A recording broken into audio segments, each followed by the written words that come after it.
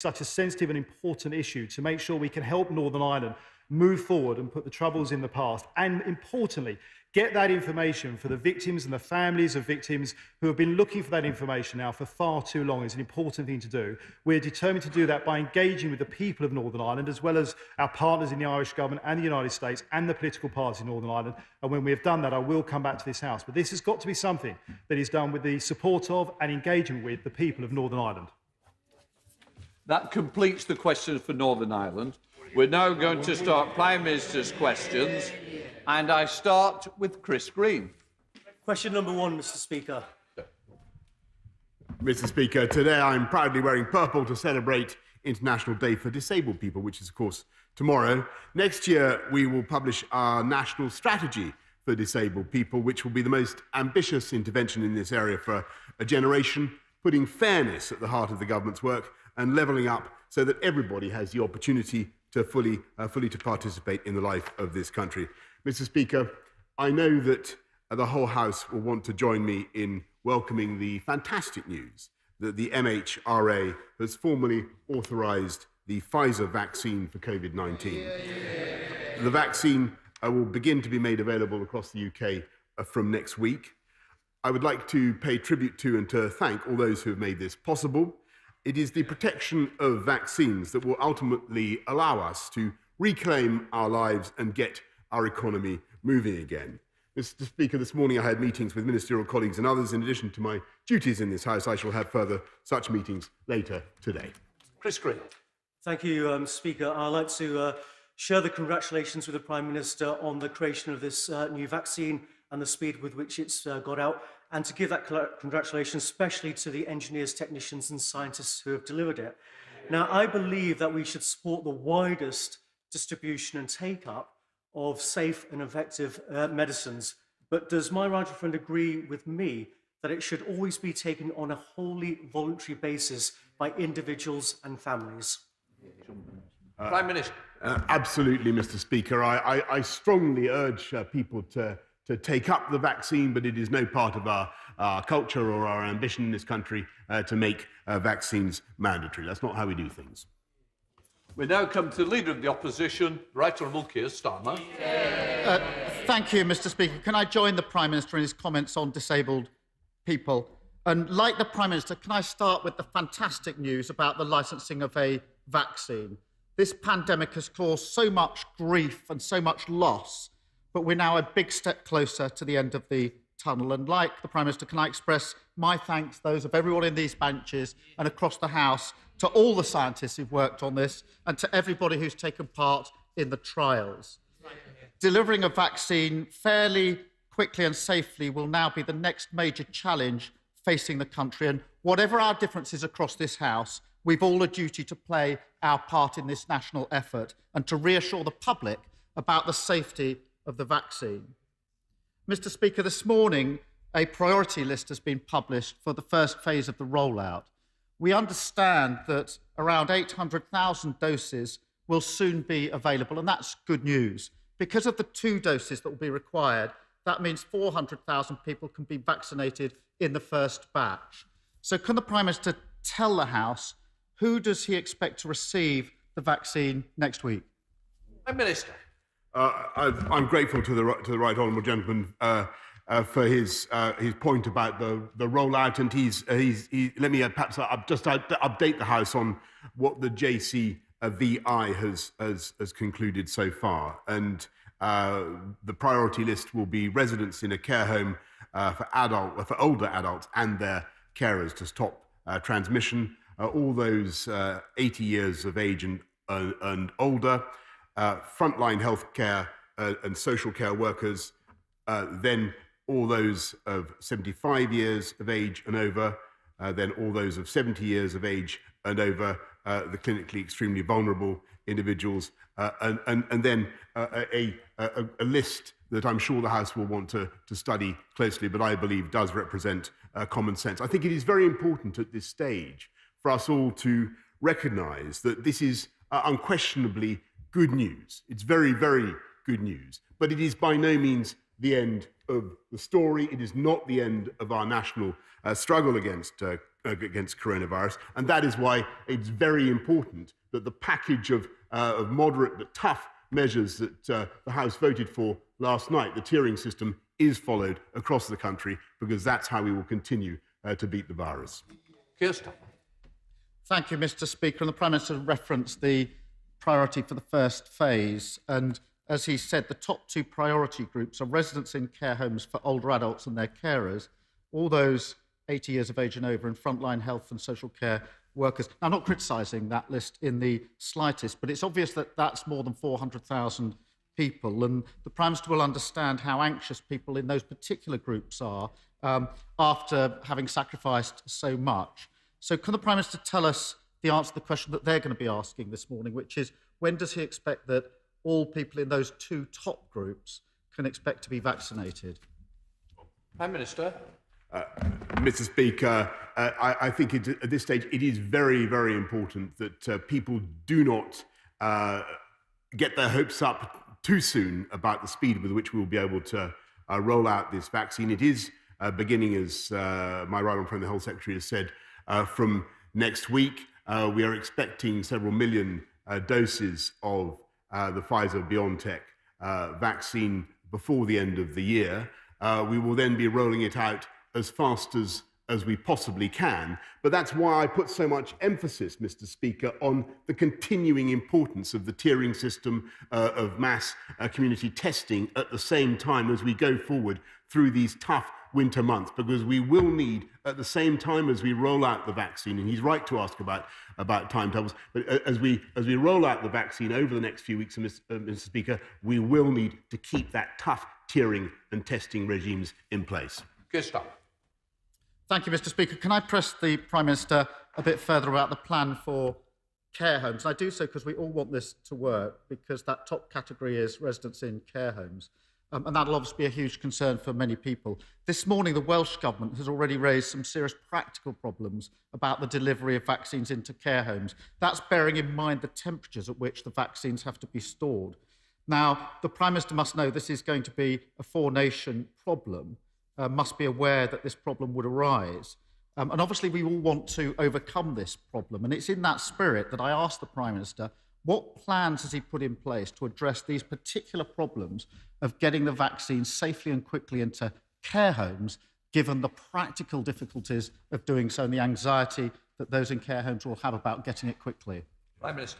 Well, he is entirely right to raise the issue of care homes and the our ability to distribute this particular type of vaccine rapidly into care homes, because it does need to be kept at minus 70 degrees, as I think the House understands. So there are logistical challenges to be overcome to get vulnerable people the access to the vaccine that they need. We are working on it with all the devolved administrations in order to ensure that the NHS across the country is able, and it's the NHS that will be in the lead, is able to distribute it as fast and as sensibly as possible to the most vulnerable groups. But he's right to raise that particular logistical difficulty. That's why it's also important that we get the AstraZeneca vaccine, which we hope will also come on stream. And while he's paying tribute to those who've been involved in the vaccines, perhaps he could also pay tribute to the work of the Vaccine Task Force, which secured the deal with Pfizer and which he, I think, criticised only a few weeks ago. Keir Starmer.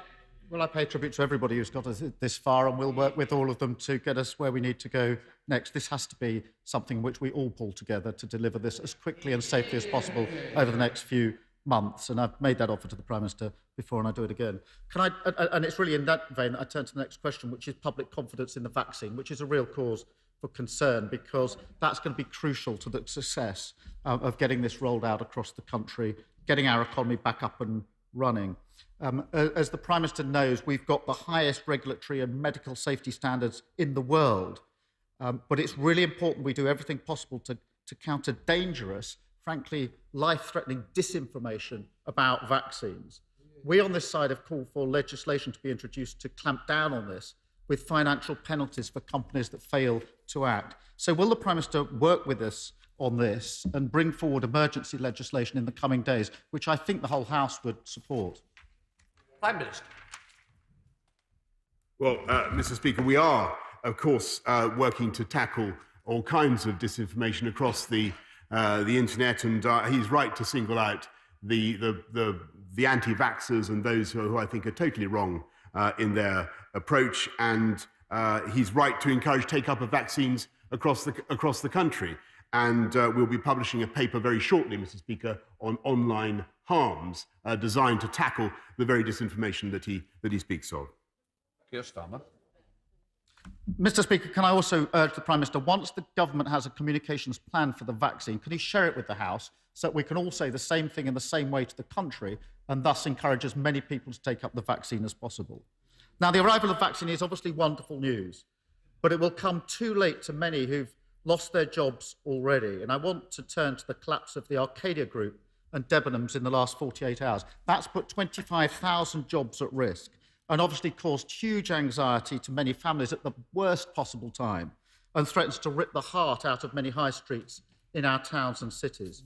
So can the Prime Minister tell the House, what is he going to do now to protect the jobs and the pensions of all those affected by these closures? Prime Minister. Mr. Speaker, we're looking at what we can do to protect all the jobs that are being lost currently across the country. And my right honourable friend, the Secretary of State for Business, Enterprise and Skills, has written to the Insolvency Service to look at the conduct of the Arcadia directors. And we will be doing everything we can to restore the high streets of this country with our £1 billion High Streets Fund and the Levelling Up Fund, Mr. Speaker. But I must say, I think it is a bit much that the right honourable gentleman should attack the economic consequences of the fight against coronavirus, when last night neither he nor his troops could be bothered to vote for measures, sensible, balanced measures that would open up the economy and allow businesses to trade, Mr. Speaker. How can he attack the economic consequences of our battle against coronavirus when he won't even support measures to open up the economy? Keir Starmer. Mr. Speaker, when I abstain, I come to the House and explain. When the Prime Minister abstains, he runs away to Afghanistan and gives the taxpayer a £20,000 bill. Mr. Speaker, on the question of jobs, there are serious questions that need to be answered about the collapse of these businesses. And I don't want the Prime Minister to deflect from that and what it means for these many families, because this isn't an isolated incident.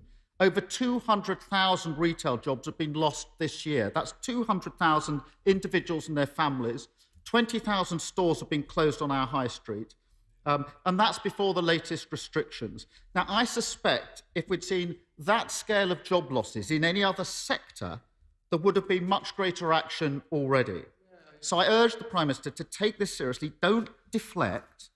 As well as providing emergency support, will the Prime Minister work with us, with the trade unions and the sector, to finally bring forward a comprehensive plan to save retail jobs and to provide the sector with the much greater support it needs through this crisis? These are real people, Prime Minister, with real jobs, this family, who are facing the sack. They really need to hear from you. Prime Minister. Mr. Speaker, we're of course supporting every job that we possibly can, as we're supporting every life and every livelihood, Mr. Speaker, with a £200 billion programme. But I'd take him more seriously, frankly, if he actually could be bothered to vote for a programme, a moderate programme, to keep the virus down and open up the economy, Mr. Speaker. And we're getting on with our programme, as I say, of rolling out the vaccine, of sensible tiering measures, in addition to which, Mr. Speaker, we are delivering 40 more hospitals and 20,000 more police officers. And he talks about abstention, Mr. Speaker. When it came to protecting our veterans from unfair prosecution, he chose to abstain. When it came to protecting the people of this country from coronavirus at this critical moment, he told his troops to abstain, Mr. Speaker. Captain Hindsight is rising rapidly up the ranks and has become general indecision, Mr. Speaker. That's what's happening, I'm afraid, to the right honourable gentleman. He dithers, we get on with the job. Hamad Khan. Mr. Speaker, next week marks 1 year since the Prime Minister won a mighty majority. His bold vision turned the red wall blue, ensuring our communities would no longer be neglected. As part of the PM's plan to level up, a new infrastructure bank has been promised. Mr. Speaker, you know Wakefield as the crossroads of the kingdom. Our cathedral spire, the tallest in God's own country, and historically the principal city of West Yorkshire, and the pulsating, oxygenating heart of the Red Wall, all make it the perfect city for the new bank's home. Will my right honourable friend, the Prime Minister, commit to establish the new infrastructure bank in Wakefield and restore my city's glory? Prime Minister. Well, my honourable friend is a magnificent doughty campaigner for Wakefield, and I know that my right honourable friend, the Chancellor, will listen very closely to his call for the National Infrastructure Bank to be established in Wakefield, and he should wait on events, Mr. Speaker. Let's head up to Scotland with the leader of the SNP, Ian Blackford. Ian Blackford. Thank you, Mr. Speaker. This morning, for the first time in months, people have woken up with a genuine sense of hope. The news on the vaccine approval is the news that we've all been waiting for. But, Mr. Speaker, for many, that hope on the horizon remains far too distant. There are millions who still haven't had a single penny of support from this UK government. As others rightly received help, they received none. Prime Minister, yesterday I met with Excluded UK, who represent many of these 3 million citizens.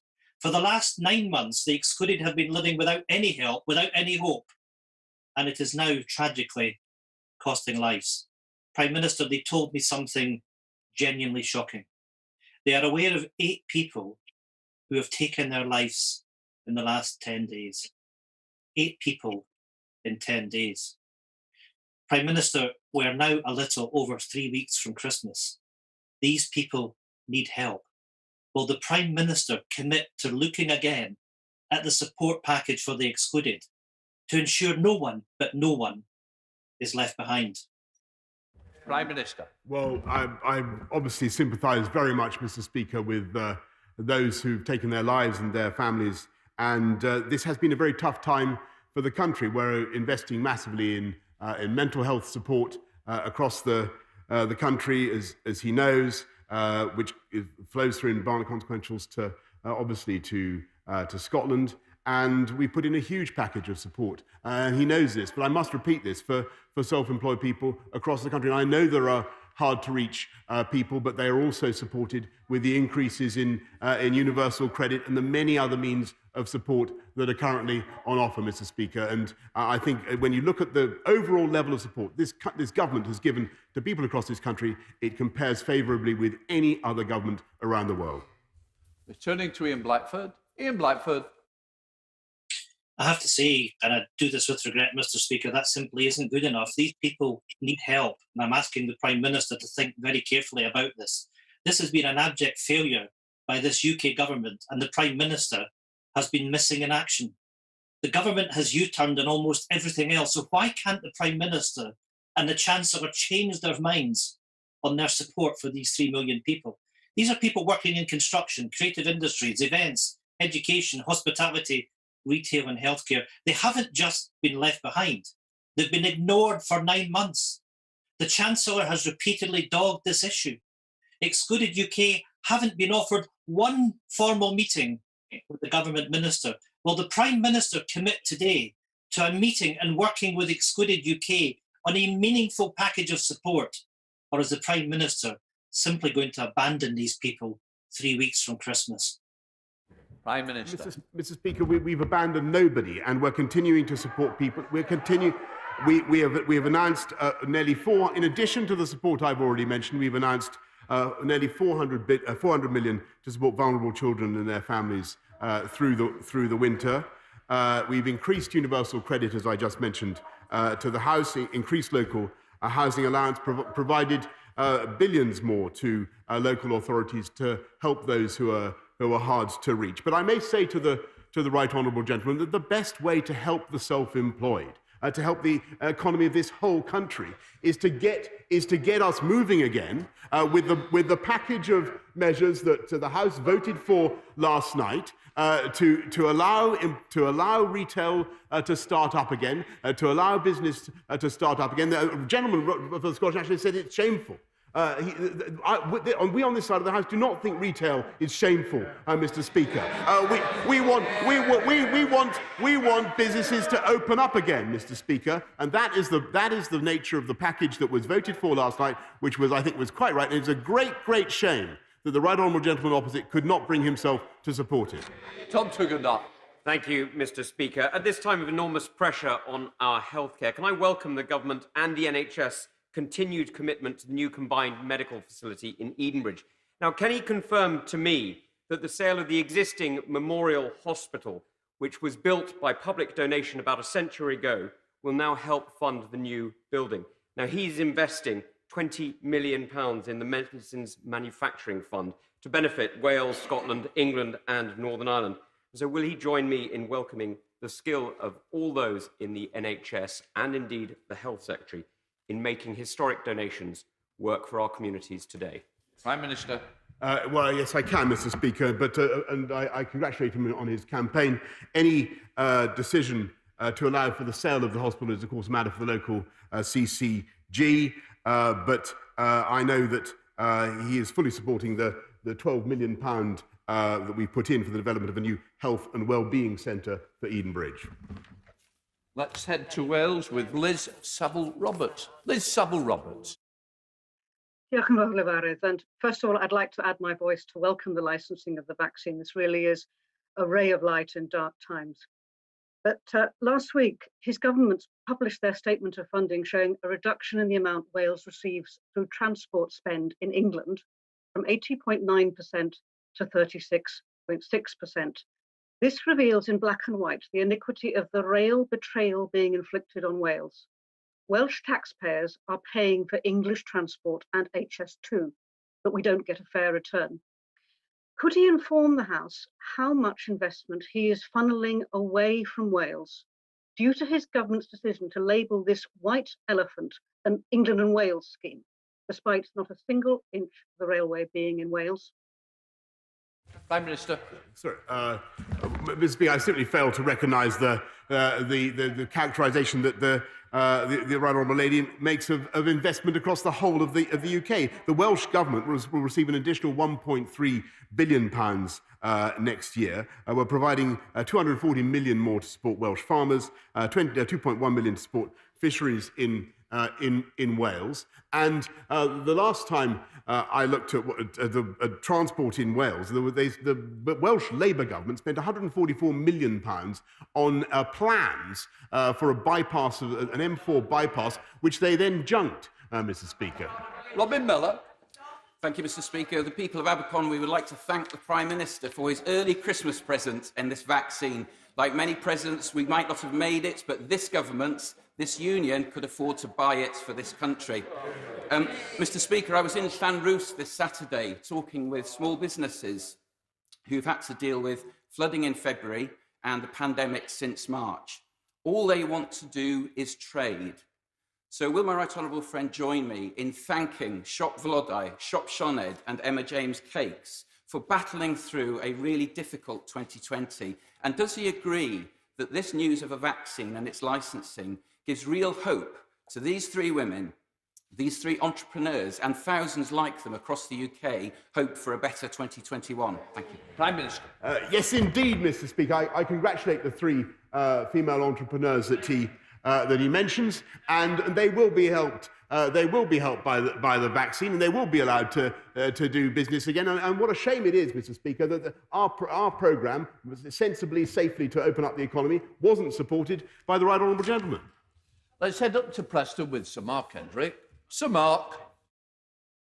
Mr. Speaker, the Prime Minister has put at risk the Good Friday Agreement and peace in Northern Ireland after promising the people of this country he wouldn't. He promised the country a world-beating test, track and trace system and conveniently forgotten to provide the track and trace part of the promise. He promised an oven-ready deal with the EU to win the 2019 general election, and we look like having no deal.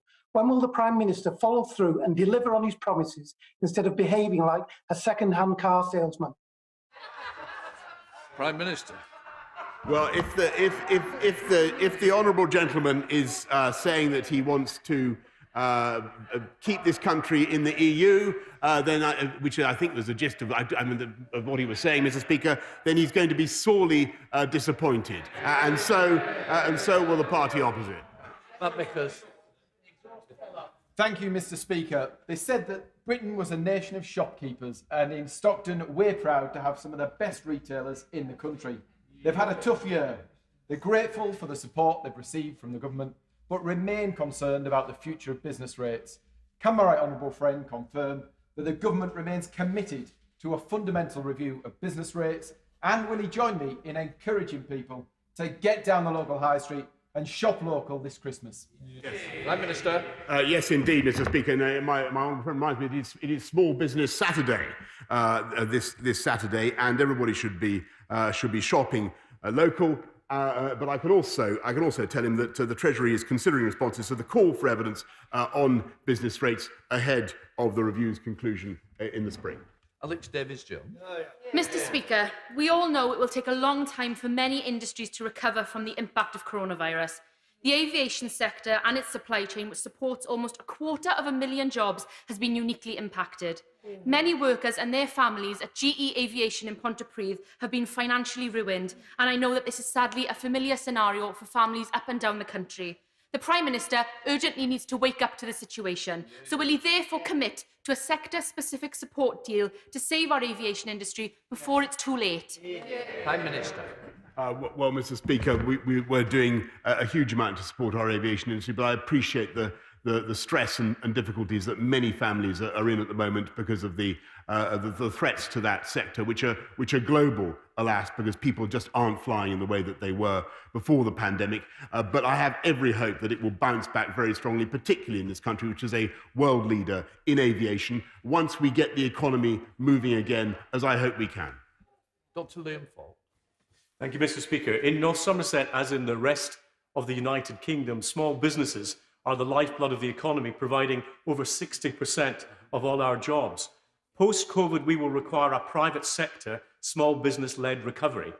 Can I ask the Prime Minister if he will consider a new discipline within the government in the form of a small business test, so that every tax, every regulation and every bit of legislation is measured against whether or not it will provide support for this sector, which will be vital for our post-COVID recovery? Prime Minister. Well, Mr. Speaker, I thank him for his excellent suggestion, and he's a great champion of small business. Every measure the government produces is judged by the effect or the impact it will have on businesses large and small, Mr. Speaker, but we're also providing, as he knows, for these particularly difficult circumstances, about £100 billion of business support, the bounce back loans and many other forms of support. But the best thing for businesses large and small, shop local, as I said earlier on, and allow the economy cautiously and prudently to reopen. Emily Wilbert. Thank you very much, Mr. Speaker. I want to congratulate the Prime Minister, as I think next week marks his first year in post. However, in that time, over 71,000 COVID deaths, the highest rate in Europe. Over 2 trillion in debt, the worst performing economy in the G7. Failing Brexit negotiations, and at least 1.5 billion of taxpayers' money spent on contracts to Tory friends and donors, whilst at the same time whipping his MPs to vote against meals for hungry children. Which one of these achievements is he most proud of? Prime Minister. Well, I think I take her point more seriously if she and her party could be bothered to vote for measures that will simultaneously. I'm sorry. She defied the Labour whip. Forgive me, Mr. Speaker. She defied the injunction to dither from the dither in chief. But it'd be a good thing. It would be a good thing. She didn't obey you. Didn't obey his instructions to dither. But it would be. I take her more seriously, Mr. Speaker, if her party leader would vote for measures that would open up the economy whilst protecting lives across the UK. Let's head to Lincoln with Carl McCartney. Carl McCartney. Good afternoon, Speaker. I would like to thank my honourable friend and his Cabinet colleague, for last week granting my request to fund the North Highcombe Relief Road, the final part of the Eastern Bypass around my constituency of Lincoln. I look forward to seeing internal combustion engine vehicles gliding over its smooth tarmac surface for many, many decades to come. As the Prime Minister will know, my constituents have been clear to me on recent decisions on lockdown and the new tier system, as they normally and refreshingly are. Lincolnshire is a very big space, and so despite my county colleagues succumbing to the wily charms of the Secretary of State for Health last night, will my right honourable friends seriously consider allowing local decision makers the chance to set tier systems locally? After all, local decision makers know their patches far better than any Whitehall official. Local businesses in Lincoln, including some excluded UK members who have yet to receive any support, are desperate to get back to work and to fire up our UK economy. Prime Minister. Well, I repeat what I said to the House several times yesterday afternoon. I'm grateful to my honourable friend. Of course, we want to reflect local conditions as closely and accurately as we can in taking our decisions about tiering, but we must look at the entire national picture. And I'm just on his point about internal combustion engines, I just remind him that a hydrogen engine can also be an internal combustion engine. Wendy Chamberlain.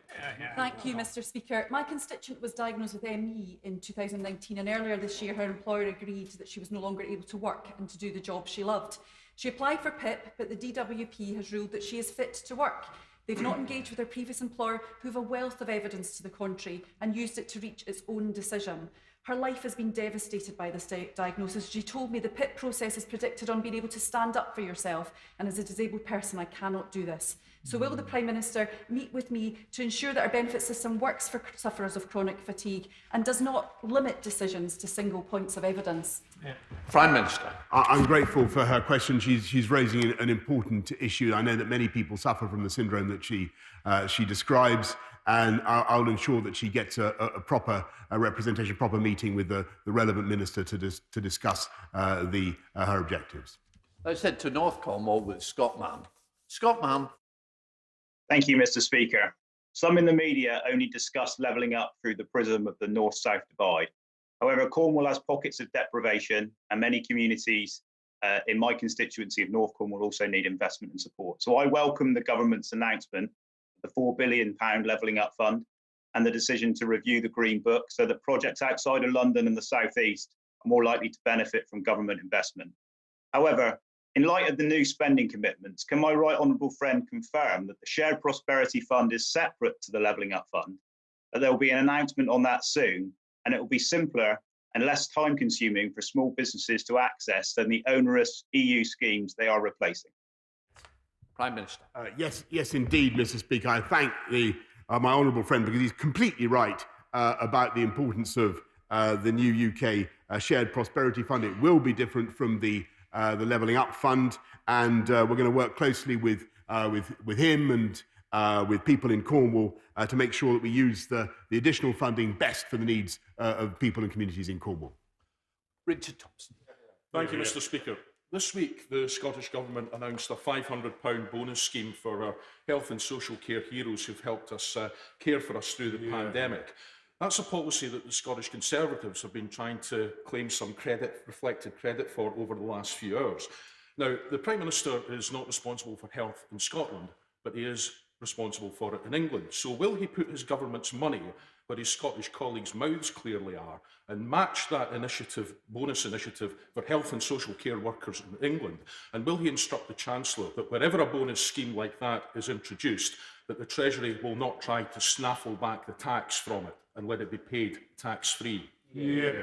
Prime Minister. Well, on the last point, of course, that's a matter for the Scottish Government, which has the fiscal freedom to do that. But I thank health and social care workers. I thank health and social care workers in Scotland and across the whole country. And I'm proud of the increases that we've been able to put in, 12.8% over the last 3 years, and a pay rise for 1 million people in the NHS as part of the biggest ever investment in the NHS, even before COVID began, an investment that will continue under this government. Let's head to Ludlow with Philip Dunn. Philip Dunn. In 10 days' time, the government is hosting the UN Climate Summit ahead of COP26 next year. I urge the Prime Minister not to curb your enthusiasm for the environment.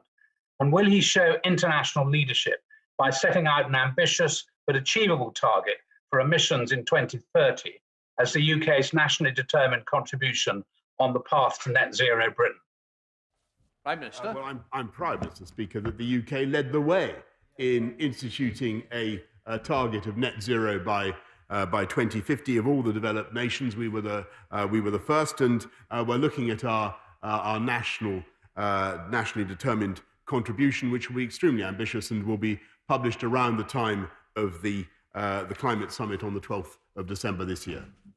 Final question, heading to Scotland with Drew Hendry. Drew Hendry. Thank you, Mr. Speaker. The Prime Minister mentioned universal credit earlier. His and the Chancellor's decision to increase universal credit by £20 a week during the pandemic was an admission of what my constituents have known for years. The universal credit simply isn't enough to live on. In January, his government will cap the benefits of thousands of universal credit claimants. The average losses will be £250 per month, mainly to families with children. He already knows it's not enough to live on. So will he now commit to scrap the cap and to guarantee to continue the £20 per week uplift? Or is he going to throw these families to the wolves too, just like the 3 million excluded? Prime Minister. Mr. Speaker, I just repeat the point I made earlier on about the huge sums the government has invested in looking after families, lives and livelihoods across the whole of the UK, well north of £200 billion now, an uplift of universal credit, as he rightly says, of £1,000. And we will continue to support families across this country throughout the pandemic. But the objective must be, as I hope he would agree, to get the economy moving again and get people back into work in the way that I think everybody would want. And it is a fact, Mr. Speaker, that under this government, in spite of all the difficulties we have faced, the unemployment rate is lower in the UK than it is in France, in Spain, in Italy, in Canada and the United States. And we will continue to work to look after every job that we can. In order to allow the safe exit of honourable members participating in this item of business and the safe arrival of those participating in the next, I'm suspending the House for 3 minutes. Order.